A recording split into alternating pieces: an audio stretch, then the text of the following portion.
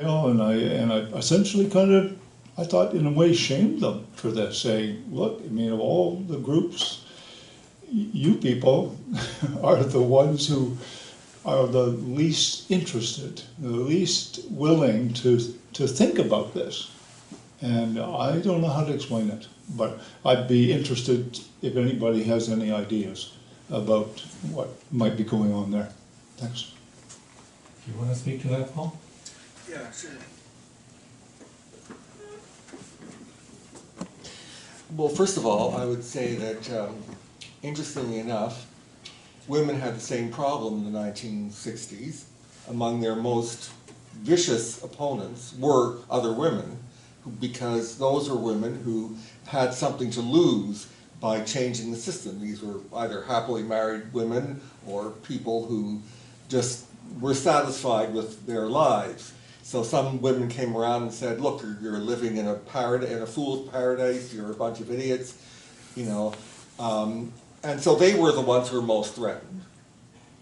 And I think that men today, middle-aged men or older, also, some of them, first of all, some of them are what I call alpha males. In other words, they're not the people who are losing their jobs, they're not the people who have to worry about custody suits. These are people who basically, the system worked for them. They're the Donald Trumps.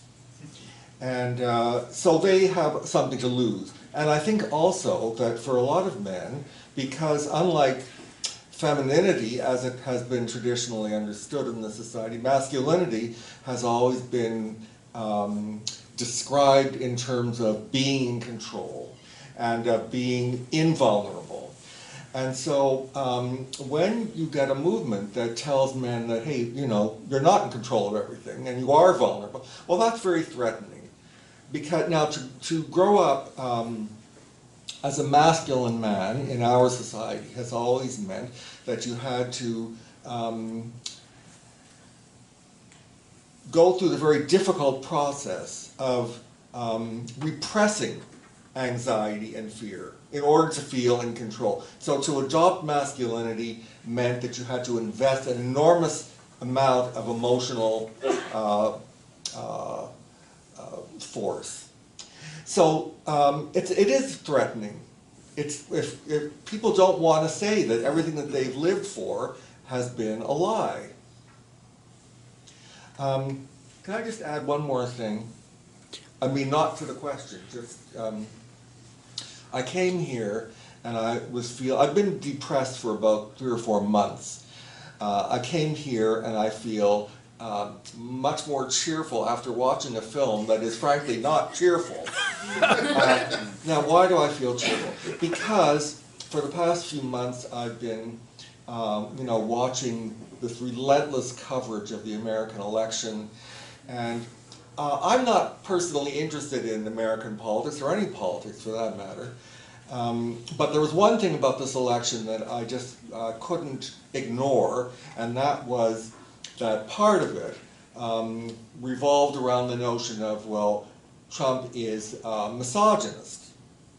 Now just that one part of the election campaign, and it was relentlessly, implacably drilled into us day after day after day. I have read the New York Times for 30 years, and I realize that it is not, it's not a publication that reflects my views particularly well, but it's brilliantly written, and so I like the idea that I can get opinions from a source even if I don't think that I'm going to like them. However, I had to cancel, and then I resubscribed though, because I realized that I'd be living in an echo chamber, you know, where everybody agrees with me, and I don't want that. But anyway, so that's just my comment. But this has energized me. The thing about the movie that energized me is Cassie Jay's personal journey. She entered this as a feminist expecting to find a movement that was full of misogyny, and she allowed herself to actually listen and to actually be changed. And that's my vision for the world, that out of real conversations and listening to each other, we can allow ourselves to be changed. Okay, I hope the mic works. Okay, sorry I was a bit late. I came from a rally for people of Aleppo. I'm part Yemeni, I'm from Taiz. My people are being slaughtered, left, right, and center. And so I thank you for this movie, because everyone's asking, why are we being killed? We're waiting for help from the West. We're waiting for help from the men from the West. This movie explains everything. Men here are oppressed. How are men around the world, how are we expected to defend women and children being raped and killed by Russians, being raped and killed by Iranians, by ISIS, by the barbarians, if the men here are as oppressed as we Arabs are by our own dictatorships? My uncle gave up his life to fight dictatorship. The dictator killed him, and he had a paper. He was relentless to promote freedom, promote human rights, to promote personal responsibility, to promote democracy. I came here as an immigrant to Canada. I was expecting freedom. I was expecting democracy. I worked for the Parliament, for the Liberals and NDP. All I saw was hypocrisy. I saw women who were saying how much they are feminist and attacking CAFE. Jessica Lalonde was someone I had the misfortune of working across. In my workplace, there were men who were raping women, Liberal Party NDP. The women would go to the HR office, and they would get fired, and they would put it under the table, and then they would go and attack some men's rights activist group. So that's actually how I kind of found out about what men's rights activists are, because the bitches who were hiding the rape cases and putting it under the table and everything, and feigning, like virtue signaling and just feigning interest, I was wondering what is going on, and I'm really thankful for this movie, and I think it would be good to unite forces, because everyone around the world is asking what the hell is going on with men in the West. This is what's going on with men in the West. This is the same as Bashar Assad or any other Arab dictatorship, except it's subtle. What those feminists are doing is passive-aggressive totalitarianism. It's communism. It's fascism. We have to do something about it. We just can't let them eat all of us alive. This is ridiculous. This is dictatorship. My uncle didn't die for nothing. I just really feel that my uncle died for nothing when I saw that movie. I'm just like, I don't know what makes me angrier. Bashar Assad or who caused him. Einstein said who caused the Holocaust was not Hitler. Einstein said it's when good men stand there and do nothing. And who's behind good men standing there and do nothing is feminists oppressing men. This is the cause of all evil around the world right now. It's like a war of good versus evil, and there are a lot of people dying out there. So I wonder what we should do. Like, I think we should be like much more like going after, finding out who is behind and going after them, like fight to the death. What should we do?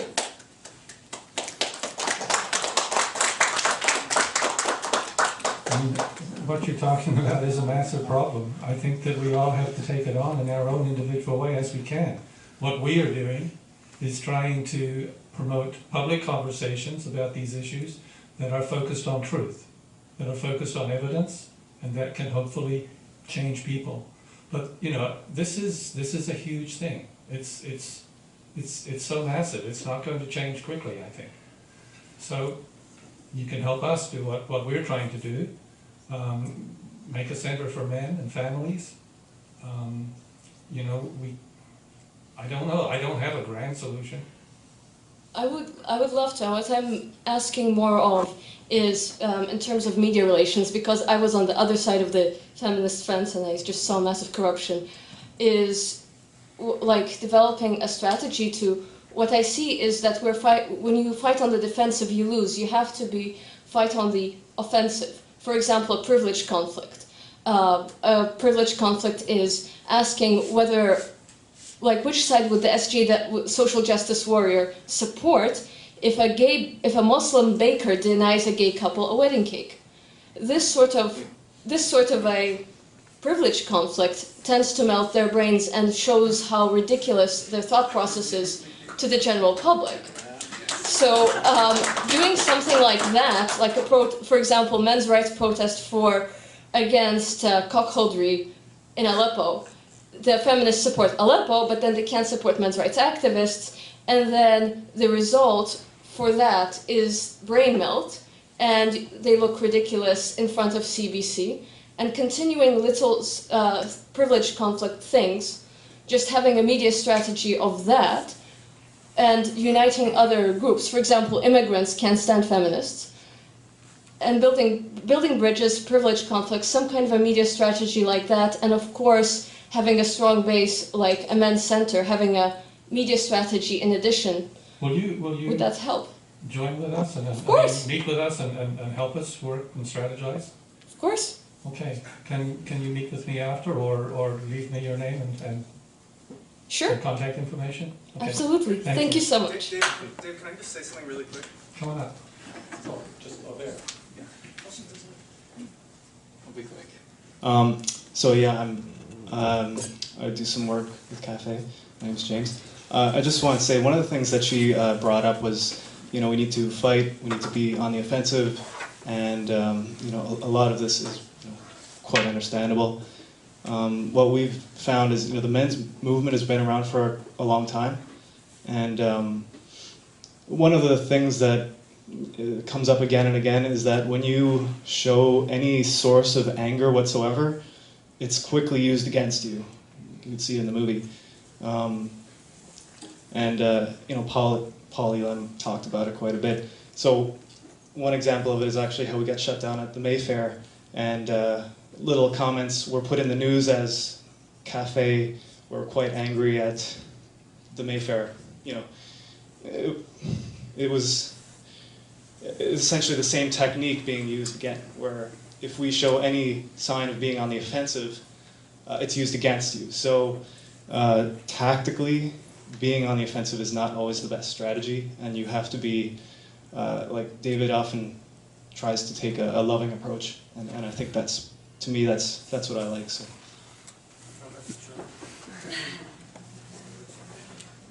Hello, so I want to say something. I'll try to be succinct, just about when we're talking about the cultural problems, and I was actually very surprised that your demographic is having issues with getting people to talk about these things, because my age group, it's extremely difficult to do that. And just as it's easy to collect friends on Facebook, it's also just as easy, because it's a number games now, it's not real relationships, to just remove anyone very, very quickly who has a different view or a different thought. And it's often really highly demonized. And so it's really hard to get things like this out. Speaking of the Mayfair ban, I wouldn't have known about this if it hadn't been banned. So I guess we should thank those people. So I managed to get a few of my friends, some of my favorite friends actually, and my smartest friends who are fairly open to come out. But another friend of mine didn't have this problem, or wasn't lucky with this. There was big fights all over their Facebook. And what the leftist extremists don't realize is that they're being just as totalitarian as what the hard right used to be, and what Orthodox Christians used to be, like banning books they haven't read, etc. So I went to contact the guy actually who made the petition against the city hall. And he wouldn't speak with me, and I told him that as a woman, you don't get to choose what I can and I cannot watch for me. You do not get to build a society where you pre-screen these things, and then with your blessing it's been deemed okay. I can make decisions for myself and go and view it. So I guess my question is, oh yeah, and then I left that comment, and he was sharing, he was so proud of the petition he put up. And the petition was quite ridiculous. They had all the demonizing things, of course, like, this movie promotes violence against women. It promotes hate speech. One girl even put, I don't support hate speech, and put a little heart. And I have to think, if you're gonna put a heart beside one of your comments about something serious on a petition, I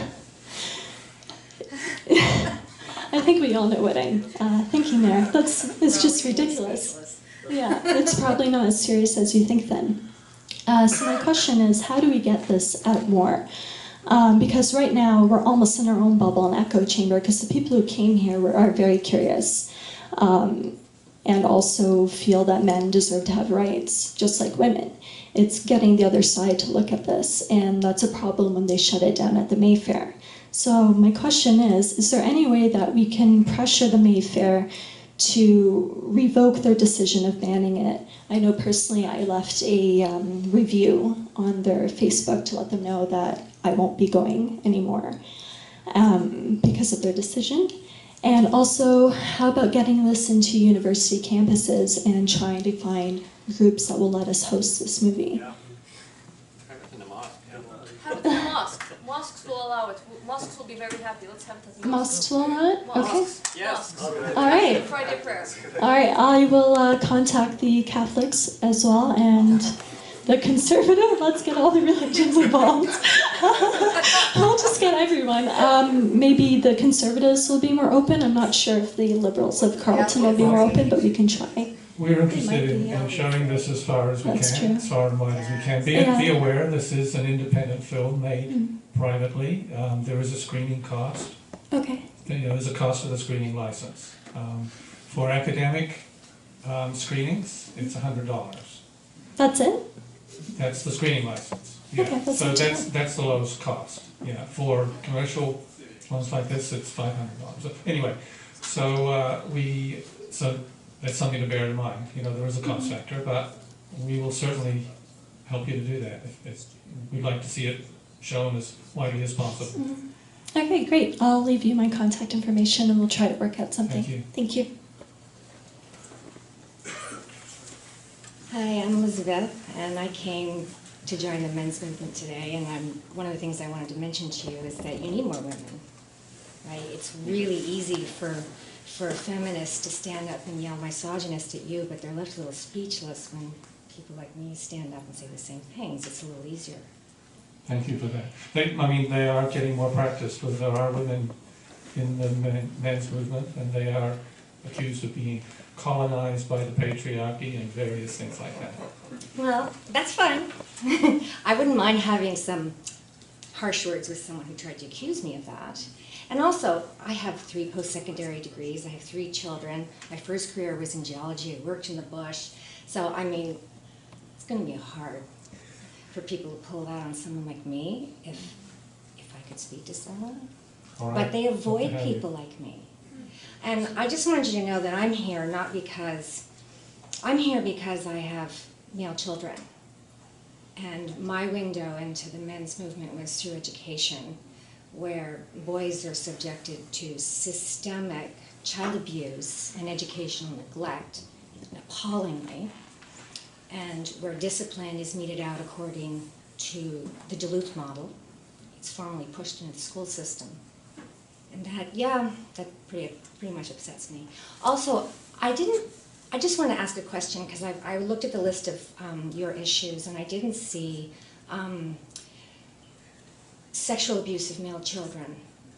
And I'd like to see that become more That certainly is one of the issues that we address. The Toronto Centre, for instance, has specific programs addressing that for men who are survivors of sexual abuse.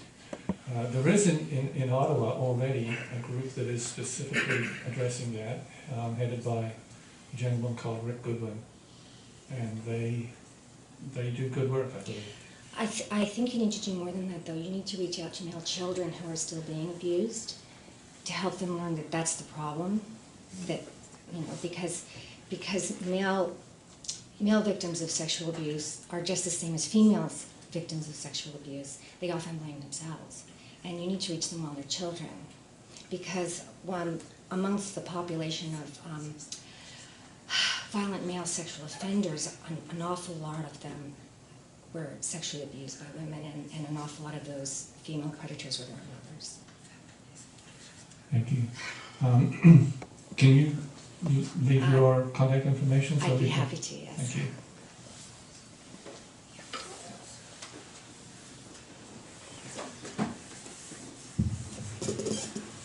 Hi, I'm one of Tia's friends who she brought. I love the movie. I thought it was wonderful. It was exactly what I hoped to be. It examined the issue from both sides of the argument. I was talking to both MRAs and anti-feminists and getting both their takes on it. And you mentioned the director's journey, which was also amazing. The one thing that I was left questioning was her final line of the film, that she's no longer a feminist, and I get what she's saying, but there's nothing wrong with being a feminist, absolutely not. Just like there was nothing wrong with being a male rights activist. The problem begins. This is more a comment than a question. The problem begins when you become radical and to the point where you refuse to listen to any other viewpoint than your own. That's the whole idea of the echo chamber. They talked about the idea of men historically being the producer and women being the producer. That is an image that has been pervaded and cultivated throughout the course of human history, to the point where this is where feminism is almost an underdog story, or it began as an underdog story against what is the patriarchy. And yeah, it's just the idea that we can't allow anything that we truly believe in to become to blind us as some religion, as some or any kind of cause like that. Because otherwise it becomes the same kind of issue, it becomes the same problem, it becomes the same kind of vicious cycle of one side disagreeing with the other and the other side disagreeing with the other, and radicalism to a point gets stuff done.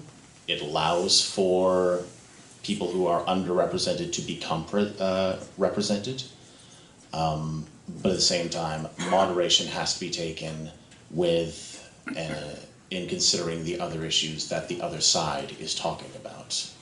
And that goes for both MRAs and feminism. Like, in terms of representation in female leadership and in terms of male victims of sexual assault. Like, until we get to the point where a female leader is no longer considered an exception and a male sexual assault victim is no longer considered to be an exception to statistics, then it's going to be the same vicious cycle of a problem. Do you want to speak to that at all? No, I think we should hear from you. Okay, I do. Oh, okay. I've seen several interviews with Cassie J with various people, and she has definitely declared herself not to be a feminist, but she definitely says she's all for fighting for women's issues. What she has said is that she doesn't want to hold a moniker or be part of a group. She said she feels that's divisive. Is calling yourself an MRA or calling yourself a feminist. It's just work for what you need to get done, what you think needs to be done in the society, rather than identifying with a group, because every group you'll have disagreements within that group. Calling yourself a feminist or an MRA, to a lot of people, they look at it as being, you hold all these views, right? And if you're a feminist, you hold all these views. And that's not the way it is. What she's basically decrying or shunning is the whole idea of giving a label to herself. And she's saying that what she really wants to do is address societal problems as they come up, and regardless of gender, right? And so she's saying she's not a feminist, but she still is concerned for women's issues when they have to be dealt with. But she's also concerned with men's issues because she feels feminism really does not wholeheartedly address men's issues, right? So, I always get a, hope I'm not taking too long here, I always get a kick out of that thing in Toronto where they're all going, this is what men's rights look like, this is what men's rights. And my first reaction was, that's what feminists look like, right? Those are feminists doing that, being violent and blocking doorways. That's what feminism looks like. according to them, like, you know, by their actions. What men's rights might look like is something like this. Showing a movie that promotes dialogue, opening centers that help with men's issues, with men who have issues, by showing them support, giving them a place where they can get referrals just to services that hardly anyone knows exist, like Rick Goodwin's Men's Project. Hardly anyone knows that exists. But so a place like the Ottawa Centre for Men and Families is, we want to have it as a node where people can come and get referral to services, get free legal advice, all that kind of thing. So personally, I'm not an MRA. I don't identify with being an MRA. I don't identify with being a liberal, a conservative, a left, or a rightist. I'm me. And I hold my beliefs, and I agree with some liberal beliefs, and I agree with some conservative beliefs, etc., etc. So this whole idea of giving people labels is really non-productive. It's divisive, right? So we're trying to get rid of this whole labeling thing. Thank you.